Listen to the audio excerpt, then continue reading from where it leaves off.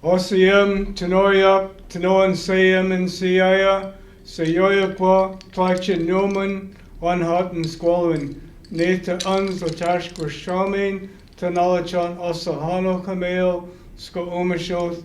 Greetings to all of you. I will now share a welcome song from the Squamish Nation. The song belongs to the Matthias family. I have the honor to share the song with you today. OCM. Ho ho che hey a chaya.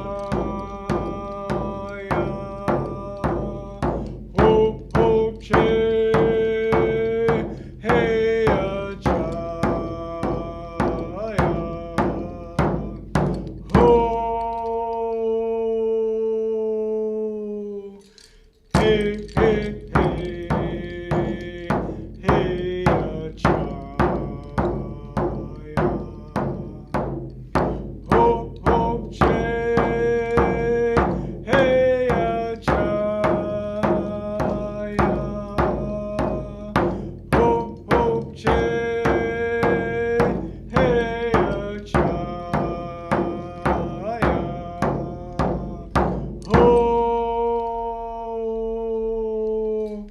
hey hey hey a chaya. Ho ho che hey a chaya. Ho ho che hey a chaya. Ho hey hey hey a chaya. Ho ho che hey a chaya. Ho ho che hey a chaya. Ho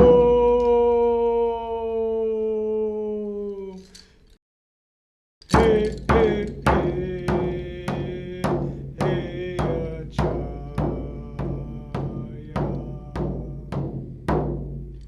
Awesome. Hoşka Tanoya. Tansinin Buju. Hello, my name is Craig Settee. I'm the coordinator of the Indigenous Peoples Engagement and Research Council, known as IPERC, at the CanSol CKD network. I'd like to acknowledge and give thanks to all those who were involved in the creation of the video that welcomes us and starts us on this journey of land acknowledgements and highlighting the importance and relevance of land acknowledgements. To introduce the framework of this learning series called Supporting Each Other's Journey, I'm going to share the 4 L's as directed by the Wabishke Bijigooskanj Learning Pathway and also part of the training and mentorship efforts of the CanSolve CKD network. The 4 L's are looking, listening, learning, and leading, and each of the following sessions will cover one of these L's. The second webinar is listening. Listening to Indigenous stories, experiences, and expertise. We have 2 knowledge keepers who are going to share their knowledge about the connections and relationships to Mother Earth. Our first speaker is Latash Maurice Nahanee, and he's from the Squamish Nation in British Columbia. Our second speaker today will be Dr. Myra Laramee. She's from the Fish River Cree Nation in Manitoba, and I'd like to pass the session over to them now. Thank you. Osiem, Tanoya, Tanoan Sayam and Siaya, Kayachtin, Mechip Quanasot, Ayawitz, Winoxwit. Greetings to all of you. The name I carry is Latash. I'm very honored to be with you today to share some teachings with all of you and some of the backstory to the land acknowledgements. I want to share with you also that the image on the screen is Ayan Yakakan, or the Thunderbird. The Thunderbird is made by the Creator to watch over the people and all of creation. And in our past, Thunderbird has watched over our people. And I wanted to have this image for you to remind us all to watch out for each other. In our words, we would say Chen Shen Swai, support one another, lift each other up. So now we'll give you some of the background to the land acknowledgement. Next slide, please. Land acknowledgements. We are guided by the wisdom of our ancestors. Those are our teachers. Reconciliation is the restoration of friendly relations among people living in Canada. It must be recognized that past wrongs affect the relationships among all Canadians.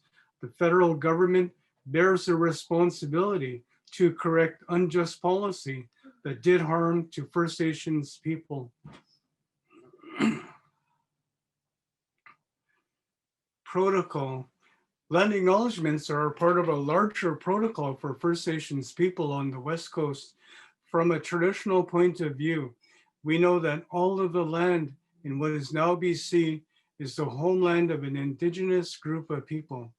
The same can be said for all of Canada and indeed all of the world. People have lived in North America for thousands of years. We know the Creator placed us here. Many other theories try to explain where Indigenous people of North America came from. It is not the purpose of this paper to support or denounce origin stories. Here in Coast Salish territory, we have the physical evidence that people lived here since the end of the last ice age. In the last 10,000 years, we have developed a rich and complex history. Over time, people developed villages and places where they lived, worked, and played. As the population grew, complex societies developed. The need to live in peace and harmony brought about the need for rules and codes of conduct. The need to have secure sources of food and resources demanded a sense of territory, a place to call home, a place to harvest food, and a place to harvest resources. All of the basic requirements to live a safe and healthy life were here. Animals and plants provided resources for clothing and shelter. Plants provided resources for the making of medicine. All of our needs were taken care of. Living in a place that contributed so much to a rich life brought ceremony. Acknowledging the bounty provided by a benevolent creator brought about a worldview that recognized that everything is connected through the spirit of a supreme being. The sense of belonging to a place, being a part of a place, meant that everyone have to be responsible for that place.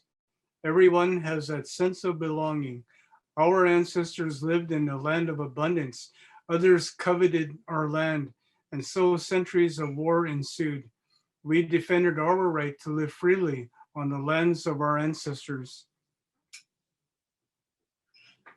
The concern for peace brought the need for peaceful ways to resolve conflict. Acknowledgement of territory is the way to keep peace. When arriving at a place, it is important to know that you are in someone's traditional territory. You need to seek permission to be in someone's homeland. The Europeans went from the concept of belonging to a sense of ownership. These different worldviews often bring about unjustified conflict. Inspired by the 94 recommended calls to action in the Truth and Reconciliation Commission of Canada, land acknowledgements are a necessary step towards honoring the original occupants of a place. They also help Canadians recognize and respect Indigenous peoples' inherent beliefs when it comes to the land, especially since those beliefs were restricted for so long by colonial policy and then Canadian law.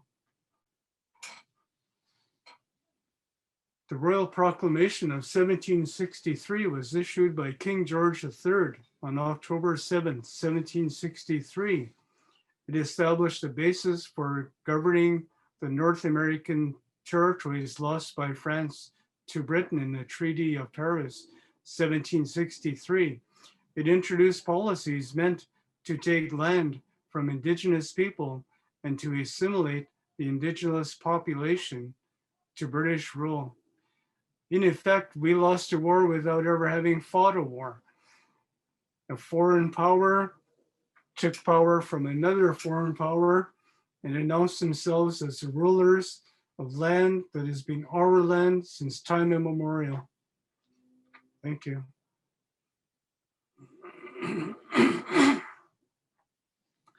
The Royal Proclamation of 1763 was issued after the British defeated the French at Quebec City in 1759 and Montreal in 1760. After those defeats, Quebec was taken over by the British. The Royal Proclamation brought the new province of Quebec under British control. I just want to interject here an interesting bit of information I uncovered doing some research, in that King George was the same king that had lost the colonies in America. And another thing about King George was he had a wife that was of mixed racial heritage. She was part Black and part white. And maybe that influenced his decision making when it came to recognize the First Nations of North America. Thank you.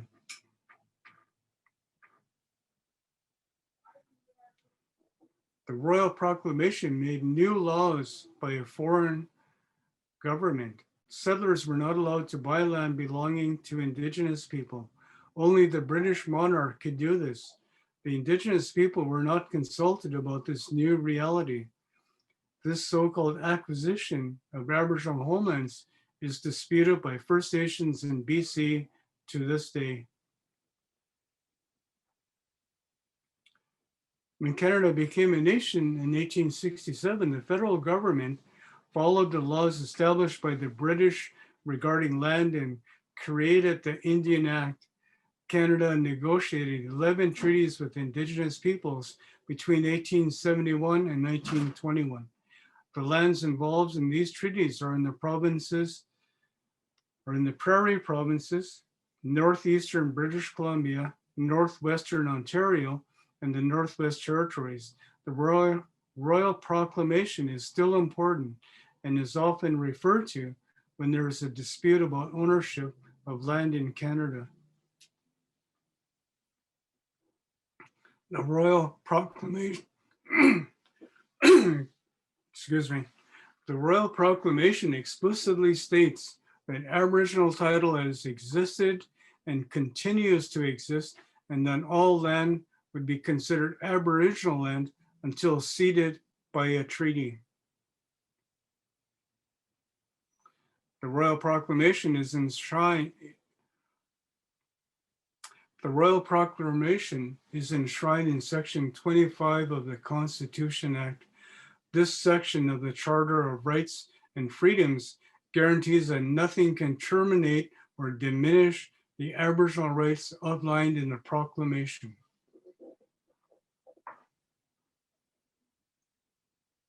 The Royal Proclamation explicitly recognizes Aboriginal rights and title. In BC, there are few treaties, even though the British and later the Canadian governments were obligated by their own laws to make treaties or purchase land from the Indigenous people. This failed in most cases to happen in BC. There are very few treaties, essentially because First Nations people do not trust the federal government or the provincial governments. So the Squamish Nation, my community, refuses to negotiate a treaty. We have had to go to court numerous times to defend our rights and title. Thank you. The Squamish and other BC First Nations assert Aboriginal rights and title over our traditional territories. The land acknowledgement is a reaffirmation of Aboriginal title to the land. We are in an era of reconciliation. The Indian Act is a racist Canadian federal law that governs all matters pertaining to Indian status, bans, and Indian reserves. Throughout history, it has been highly destructive and paternalistic, as it authorizes the Canadian federal government to regulate and administer in the affairs and day-to-day lives of registered Indians and reserved communities. This authority has ranged from political control, such as imposing governing structures on Aboriginal communities, to control over the rights of Indians to practice their culture and traditions. The Indian Act has also enabled the government to determine the land base of these groups in the form of reserves, and even to define who can have Indian status. While the Indian Act has undergone numerous amendments since it was first passed in 1876, today it largely retains its original form. Cultural Protocol Revival. In 1991, First Nations were invited by the Heiltsuk First Nation to attend a traditional canoe festival in their community, Bella Bella. The Squamish Nation, along with 26 other First Nations in Canada and the United States, accepted the invitation to the Gadawas Festival, which took place in 1993. Bob Baker spearheaded the Squamish response to this invitation. Part of the invitation included asking communities to construct ocean-going canoes and using traditional protocols for traveling and visiting the traditional territory of other First Nations. Code of Conduct. We were fortunate to have elders to consult with on traveling protocols. We also had hereditary chiefs as advisors. We also have people with knowledge of traveling in vessels along the coast of BC. And so our journey was carried out with respect to our ancient traditional protocols. The elders told us that our canoes are sacred vessels and we would be traveling in the traditional territories of other First Nations. We were told that since we were representing our communities, we need to be respectful of the people in whose waters we would be traveling. The Squamish are a very spiritual people, and we must also be respectful of the spirits and supernatural beings of other peoples. We would be traveling in the spirit of friendship and peace, and therefore we must act respectfully. We were instructed that all this was a public event and that the coastal communities were expecting us. Part of the protocol for traveling in someone else's territory is to take the opportunity to state your purpose for being there and then asking permission to be in their homeland. Before we could land our canoe in the traditional community of another First Nation, we had to state our purpose for being there and ask permission to land our canoe. When I am asked to do a land acknowledgement, I do so in a respectful manner. I am usually asked to do a traditional welcome ceremony at the same time. The two ceremonies go hand in hand. It needs to be stated that Indigenous people all over the world have been treated unjustly.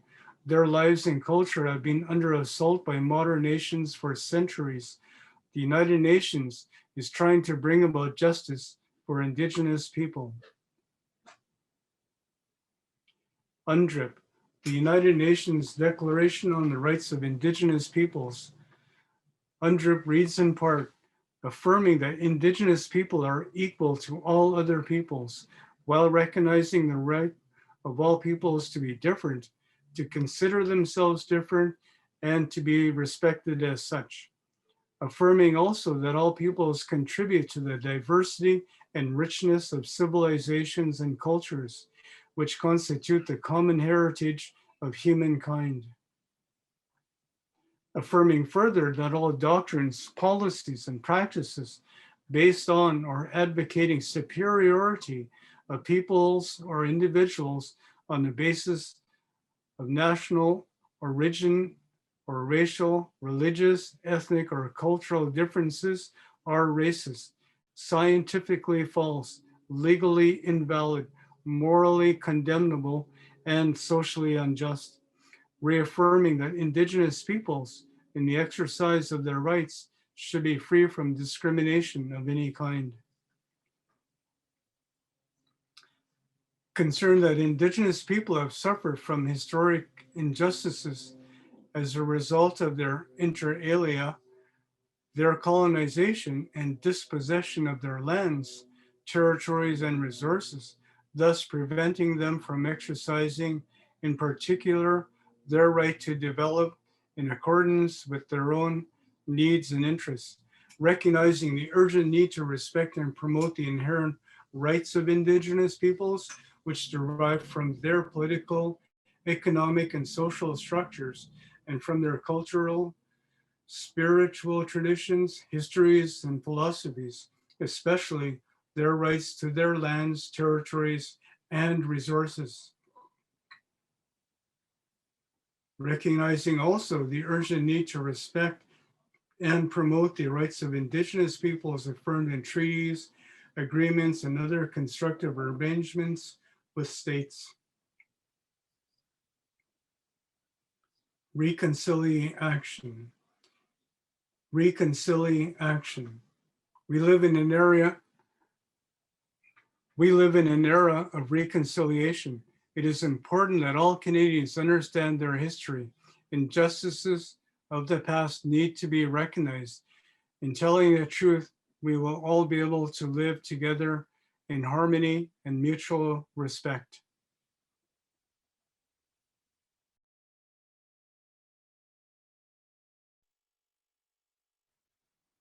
Bonjour. Danse. Niaga Wickendish kas, Masquanitotem, Ogijita Quayandish kas. Grandfather, grandmother, I am asking for blessings on the work that we are working on today, the way in which we move ourselves in the direction of learning.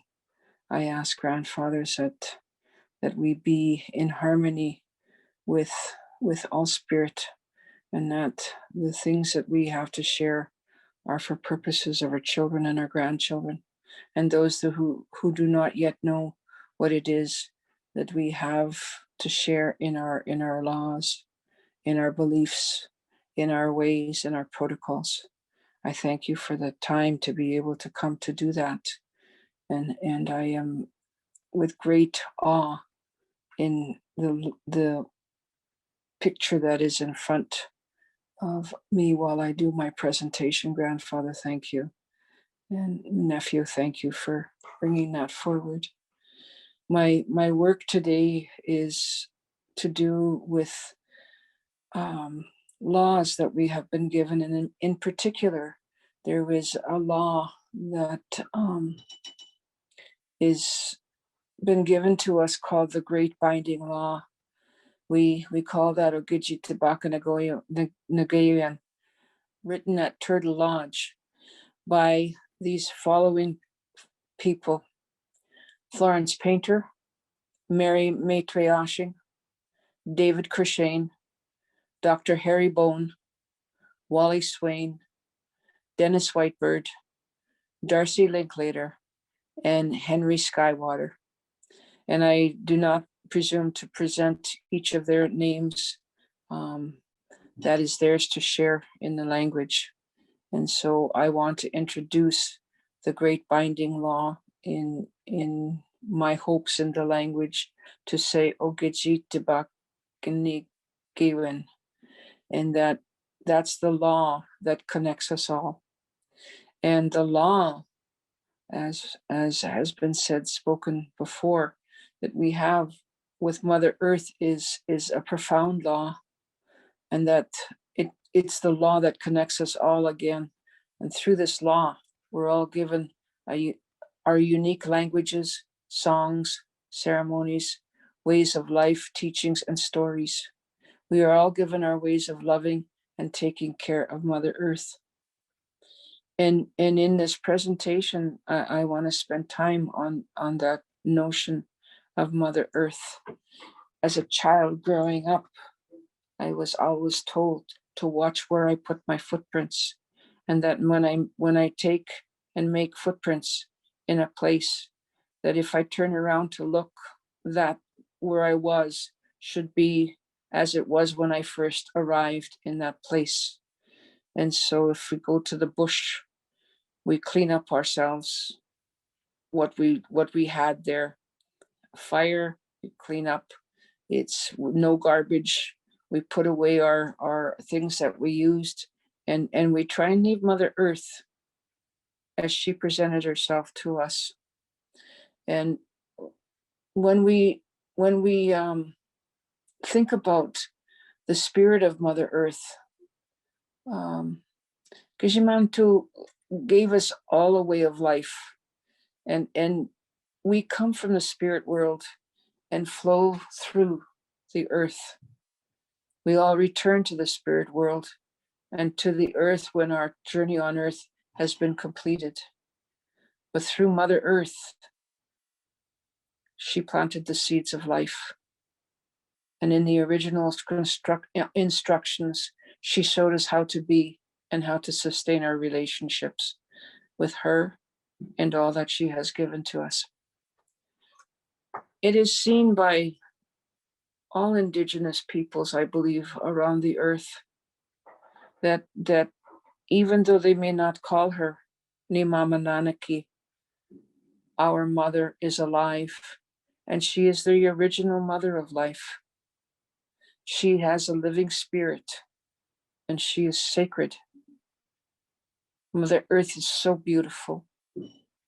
As you see on this picture, what could be more beautiful than that? The sun, the sky, the clouds, the mountains, the trees, the water, all of those things are the most beautiful creation. She is the most beautiful creation, the most beautiful, beautiful woman of all. And so when we think about Mother Earth, she gave us the plants, the animals, the birds, and finally to the human being. And Gijimanitu gave us medicines for everything that can affect us. But without Mother Earth, those medicines would not be able to grow. When Mother Earth is being considered, Mother Earth is not a thing. Mother Earth is a life. Mother Earth is a spirit, and she is the original mother of all. She is a living spirit, and again, she is sacred. And when we consider that she gives birth, she gives us everything that we need: the food, the water, the medicines, the clothing, the shelter, and most of all, the love and kindness and teachings that a mother gives to her child. It is with great honor that women of the earth follow in her footsteps and present our ways to our children and our grandchildren. And as the mother of life, Mother Earth gives birth and gives us everything again we need to live. Her teachings are reflected in natural laws, the balance of nature in the rising and setting of the sun, the patterns of the weather through the winds, the rains, and the elements of life, the natural flow of blood of the earth through the rivers and the oil beneath her, the cycles of the moon and the breaking of the waters when the child comes, as a woman gives life in the most natural ways. As long as we are breathing this beautiful air, whether we realize it or not, there is an invisible umbilical cord that always connects us to our original mother, our life source, Mother Earth. We are all connected. When we say we are all related, in Ojibwe, we shout out Nikanigana. And when we say in Dakota, we say Matakwiyasa. And that means that we are all related to one another. All living things on the earth, stars in the sky, the birds, the fish, the plants, and all the animals. And when we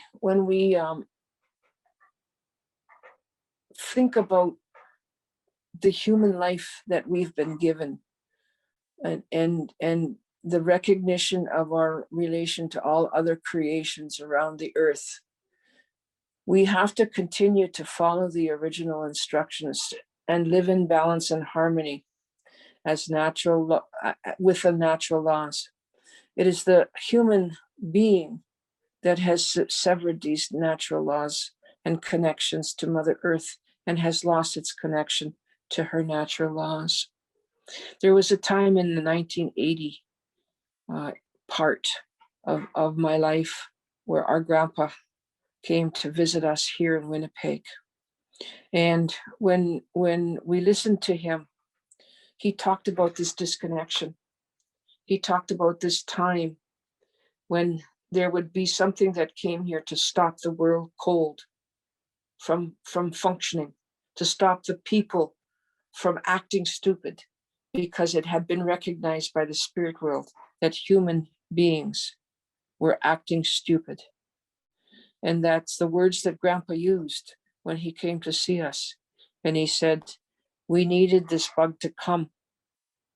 We needed this bug to teach us and stop us from breaking and to continue disrupting these natural laws of life. Even if one of us disrespects the great binding law, it affects us all. And it will come back to us. Nature's laws are self-enforcing. And we have seen that in this last year and a half. We have seen that in the lives that we have lost. We have seen that in the grief that is existing around the earth. We have seen that in the places where it's been so severe. And we wonder why it is there's so much pain, when in fact early in this place, in this time, this era where this bug has come, we started to say, we're all in this together. We started to say, we are one with each other. But I see something different. I hear something different now. And what I have heard a great cry about is the hate. Mother Earth did not give us to hate one another. Mother Earth did not give us to hurt one another. But Mother Earth will have the final say, because she is the mother to us all. Nature is always giving us signs to bring us messages. There has been a sign that I never understood, I never even knew, and that was that one day it was announced on the television that children, Asian children, who are being hated right now, for the first time in their whole entire lives, they saw that the sky is actually blue. And they'd never seen that before because of all of the pollution that covered their land. We need to join back to that way of understanding that we are free and independent original people of this land. As Indigenous people of this land, as the roots of this land, we are true leaders of our ancestral lands. Manituka Gyapat, here where Gishimanatu, the Great Spirit, sits. We come from many nations on this land, and have lived on our ancestral lands for thousands and thousands of years, where our languages, songs, ceremonies, teachings, and ways of life have always been here. And it is with this in mind that we would like again to speak in one voice, that we have respect for one another. And as the original people, we come to welcome you, people of other places. We welcome you to come forward to share with you. We come to share that love with you. We bring our shared understanding, and that is this: we are all brothers and sisters. We all have a sacred responsibility to take care of and make alliance with Mother Earth. We are peaceful people. We are not asking for anything for ourselves. The human being was the last part of creation to be created, and it is our spiritual responsibility to take care of that life. Gishaman too had a vision of a world filled with peace and love. It is through this, the land, that we can find peace and love again. All of humanity needs to make a journey toward the land, to the sacred places of healing, teaching, and connection, to find peace. We have an invitation to the whole world family, the human family, all the children to come to our lodges, so we can teach them love of the land, to connect to the land, and to take care of the land. And I have a story that I know of to understand that this is quite possible. Our grandpa, one of our other grandpas, he invited people from all over the world to the Stony Reserve.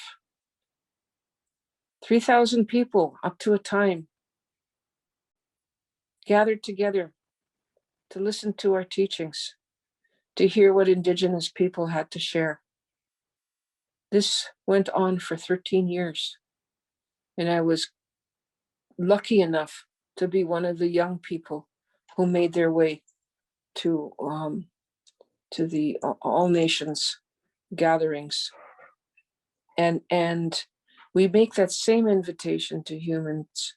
Our journey begins with gratitude to the earth, to the spirit, because Humanity gave all of us gifts to share with each other, to take care of the earth and all of life. In our lodges, the children will hear teachings, feel the ceremonies, and feel the love for Mother Earth. Our ancestors prophesied a time of climate change, and here we are. A time of crossroads, and here we are. A time of self-examinations, and here we are. A time of choice. Our choice is not a choice of words. It is a choice of action. We need to stand strong now in alliance with Mother Earth. We are all in this together.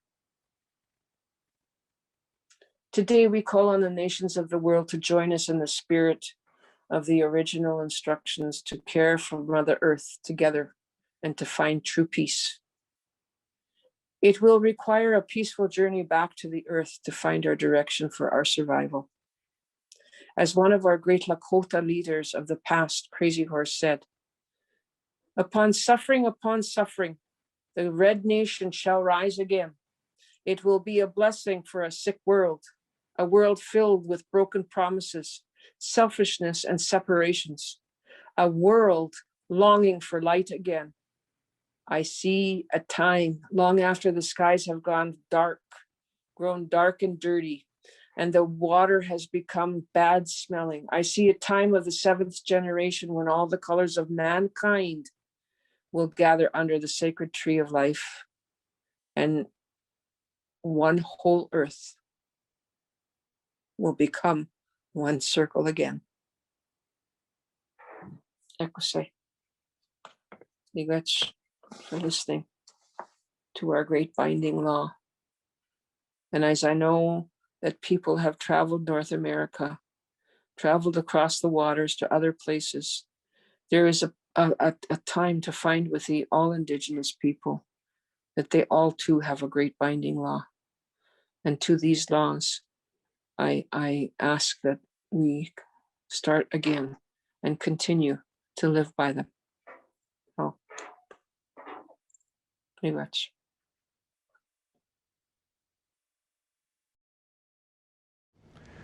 I give thanks to the speakers on our session today. Miigwech, thank you for sharing your time, your energy, and your knowledge with us. For me, these learning experiences help me to remember the nuanced journeys that we take when we're learning about land acknowledgements. Also to remember the First Nations, Métis, and Inuit communities whose traditional, ancestral, unceded, or treaty territories that we're living and maintaining our relationships on are linked to our health and our wellness. We look forward to sharing more of the learning series with you. Please join our next session, Webinar 3, Learning from Personal Connections to the Land, with Letitia Pokiak and Helen Robinson Settee. We'll see you again.